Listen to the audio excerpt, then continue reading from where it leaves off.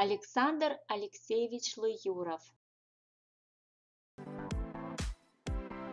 Александра Лыюрова побудила к творчеству любовь к национальной литературе. Но главным стимулом для творчества было то, что к концу 40-х годов молодой писатель накопил богатый и неповторимый, опаленный войной жизненный опыт, чтобы сказать свое слово в коми-литературе.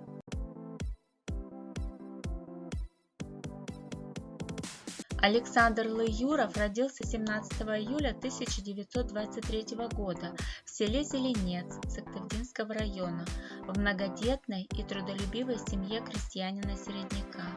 Родители его были трудолюбивые и добрые.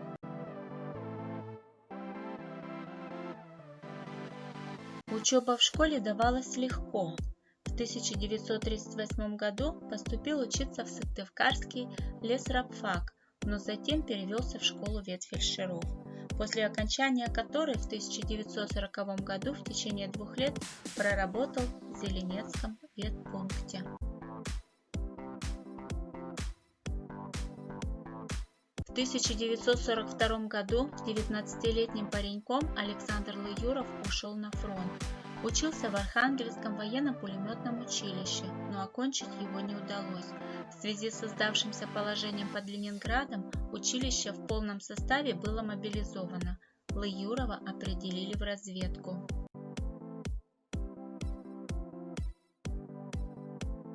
За храбрость, стойкость и мужество, проявленные в борьбе с немецко-фашистскими захватчиками, Александр Лыюров награжден орденом Отечественной войны 2-й степени и медалями. Золотые руки. Эта книга о молодежи, о становлении их личности в коллективе. В повести очень ярко описаны характеры молодых людей, индивидуальность каждого и взаимоотношения между ними. Времена меняются, но юноши и девушки во все времена остаются одинаковыми в том, что они ищут свое место в жизни, свое призвание, и очень важно иметь хороших наставников, которые смогут сплотить коллектив, помочь им сдружиться и проявить свои лучшие качества. Произведение начинается с того, что Геня Тёпин приезжает в Сыктывкар поступать в ремесленное училище. Сойдя с парохода, ему сразу пришлось испытать негативные эмоции. Сначала незнакомая девочка, проходя мимо, толкнула его.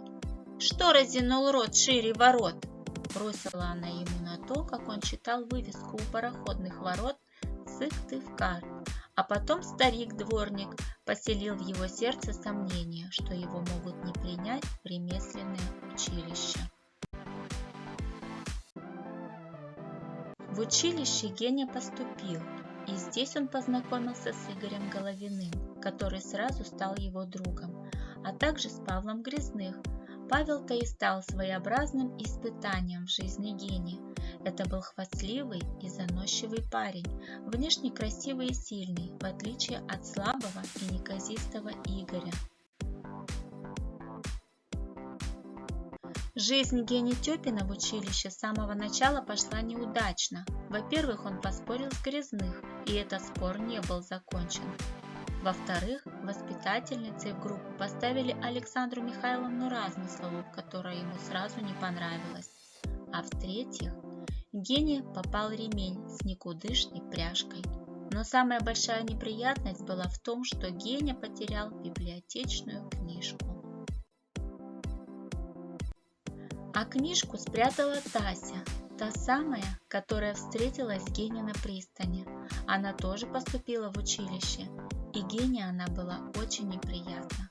Но потом выяснилось, что его новый друг Игорь уже успел подружиться с этой боевой девочкой и ее подругой Лизой. Лиза же была совершенной противоположность Тасе.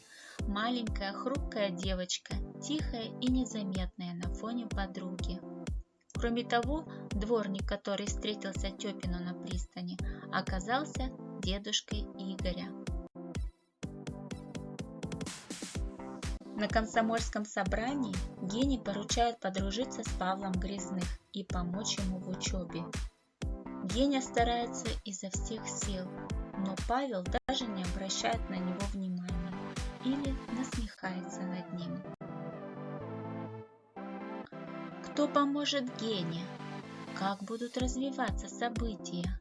Кто станут лучшими друзьями и к кому возникнут глубокие чувства? А самое главное, у кого золотые руки? Все это вы узнаете, прочитав книгу Александра Лыюрова «Золотые руки».